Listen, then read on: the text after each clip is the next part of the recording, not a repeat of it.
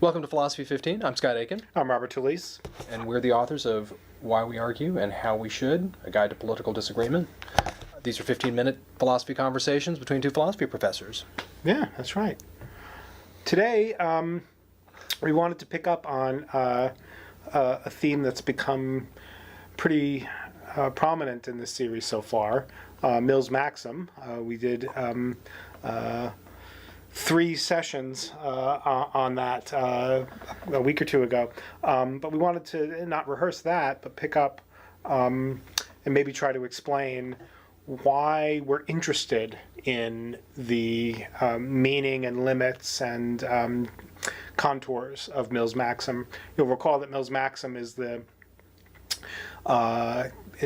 view that Mill articulates in Chapter 2 of On Liberty, where he says that if you know only your side of an issue, you know little of that. So it looked as if Mill was claiming, perhaps as an epistemic principle, right, that command of your own beliefs requires some success at grasping the opponent's views. And I guess it's a question whether you have to grasp with some success the opponent's criticisms of your view, or do you just have to grasp the case that the opponent can make for his opposing view? So it looks as if... how deep does it have to go? Right. How deep does it have to go? There's some level of dialectical, we can call it, success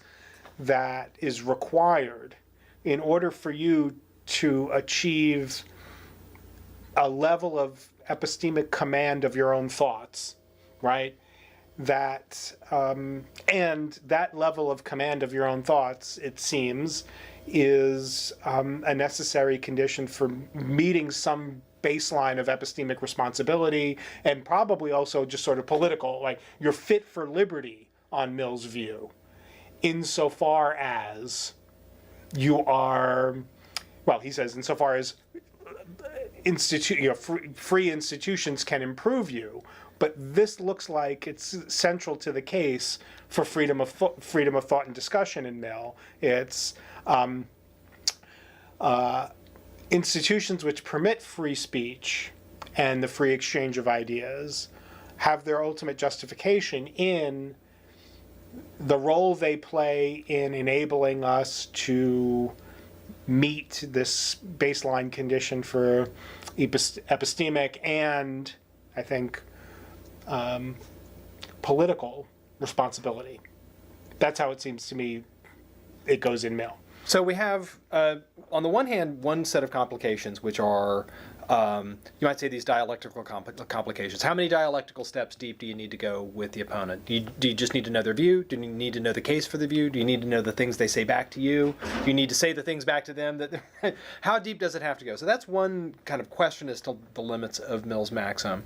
But we also had another set of limits that we had to it, which was, it's not just that you need to know views that are not yours to know it, and maybe some set of dialectical steps deep, but how many of them and how far-flung must it be? And that we had kind of left off with some of the discussions with, you might say, well, look, I might need to know some of the sort of the close cousin views of mine, and maybe I might need to know some far-flung and some maybe further off, but how far-flung do they have to be? Right? In order to know my view, do I have to know the views of those who, say, for example, deny that there are that liberty means anything, or do I have to how far afield do I have to go? And so we had introduced a kind of a set of a kind of a rough thought, which is that there is a limit to Mill's maxim. Maybe it's a rough limit. Maybe there's a dialectical limit. Maybe you only need to go so far. Maybe in some conditions you need to go deeper in others. But we had called it I think that it was the third of the 3, we called it the no crackpot rule. Right? And that's a puzzle for us because we also had a second set of principles that we think are about right, which is that there's a kind of illusion whenever you are in a kind of intellectual milieu, and there are people that you disagree with, that that you can develop an attitude of towards them that only unreasonable people would reject the views that you've got. So the no reasonable opposition thesis. Right. So the question now is, how close is our no crackpot rule Right. to taking on what we called this no reasonable opposition thesis? So we've got a puzzle in a way with Mill's maxim. Right. So maybe Mill's maxim, maybe as a first move, what Mill's maxim is an attempt to inoculate us against is the no reasonable opposition error. Great. Let's call it just the error. Right. The no reasonable opposition error is an error that we are prone to as moral and political thinkers. It seems especially as moral and political thinkers, where one of the ways in which it is common for us to sustain forget about the question about how we form the belief in the first place, but one of the strategies that seems prevalent in sustaining moral and political belief is to a moral and political belief about immigration, let's say, is to form a second belief that says That's other regarding. that says the people who reject my view about immigration are ipso facto epistemically beyond the pale. Right? They don't have arguments. They don't have reasons. They are, in virtue of what they disagree with me about immigration, is sufficient proof that they are either uninformed, ignorant, benighted, duped, deluded, snowflakey. I mean, just think of whatever the word. All the abuses that you right. So, but note that the second order belief is other regarding and diagnostic, right? It's not just those people think that and they're wrong. It's those people think that they're wrong and this error or this vice, intellectual vice, explains their error. That's exactly right. But the diagnostics. So the crucial thing with this is that it looks like the diagnostics get things backwards, right? Exactly. Because it looks like we attribute the vice on the basis of what we perceive as the error, right? So a long-standing thought about, like, you might say, debunking strategies in disagreements are that you can reduce the credence that you give to somebody whom you disagree with if you have independent reasons for thinking that they form their beliefs on an unreliable basis. Right. So, for example, before I even have a discussion with my fifth grade nephew about biology, I have independent reason for thinking that he's not very well versed on where frogs come from. And of course, he thinks that they come out of mud, and he thinks that he's a spontaneous generationist. And I say, well, look, I disagree with him, and I have independent reasons for thinking that he's going to have badly formed beliefs about biology, not because of the fact that what he told me about where he thinks frogs come from, but because of things that I know about 5-year-olds or something like that, right, or fifth graders. And so it looks like the no reasonable opposition strategy goes the other way around. It looks like we've gone to the diagnosis because of the disagreement instead of the other way around. Well, does it? Because, I mean, you might be right about how it operates. Yeah. But it doesn't have to, though. But these diagnoses, these diagnostic strategies, are often accompanied by attributions. So, you and I disagree about immigration. Yes. I form the view that you, Scott, are wrong about immigration, not because you're weighing the reasons badly, but because you're not being motivated by reasons. You are craven in some respect. That's right. But that attribution also commonly comes with, and you're also, it's science denier, and you're also a, stingy person. Right. I mean, a unity of the vices thesis in the background. That before you know it, there is a kind of profile. Right. A profile, not just a platform that if you have the view that you have about immigration, you're also likely to be mistaken about these other views. It is that, right? But it's also a kind of cognitive profile that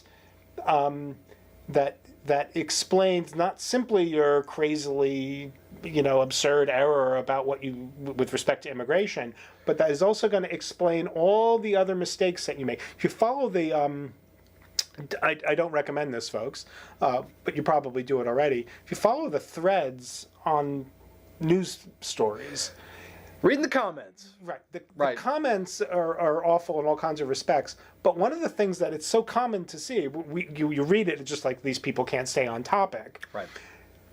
But that's not quite right. The topic is the cognitive and epistemic profile of the opposition. Right. It's an attempt to short circuit having to think about the initial point of disagreement. We're no longer having to argue. We don't have to argue about immigration if I can develop a profile of you as a cognitive or epistemic creature.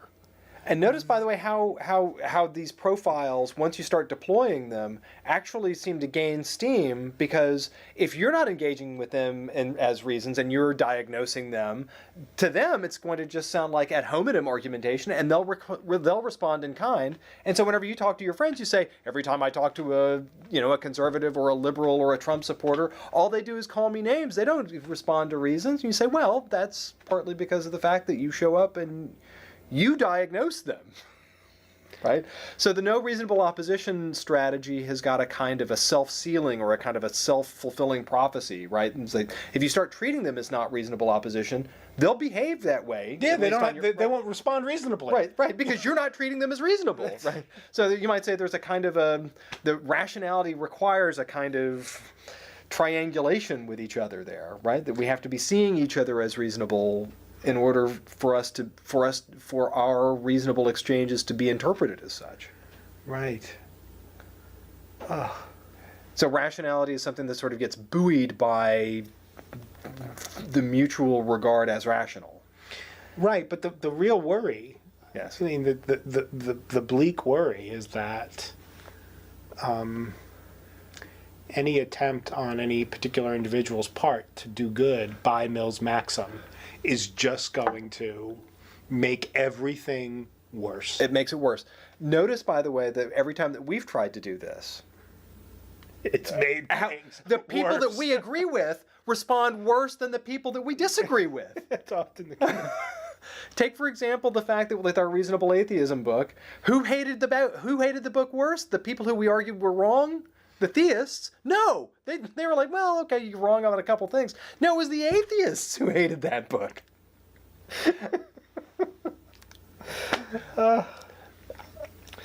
That's bad news for everybody, right? Because treating your opposition like they're rational gets treated by your allies as though capitulation. Capitulation, normalizing, being complicit. right. And just saying, no, we're just giving reasons. We recognizing them as rational doesn't mean we're recognizing them as right. We're not recognizing them as having good arguments, right? There's a sort of a regular strategy of calling their arguments and then putting them in scare quotes or something like that. Yeah, this is a common, maybe that's this an is error. a common thing, like to sort of, to recognize your opponent as having reasons will sound to the people on your side as already positively assessing the opponent's view. As good, right. And there are such things as reasons that are bad. That are bad. They're still reasons. They're super thin, they're very weak, they're not really probative. I mean, there's certain things that are, calling something a reason doesn't mean that it in any way lends credence or vindicates the conclusion for which it is a reason. But we're done. Why is it always so bleak?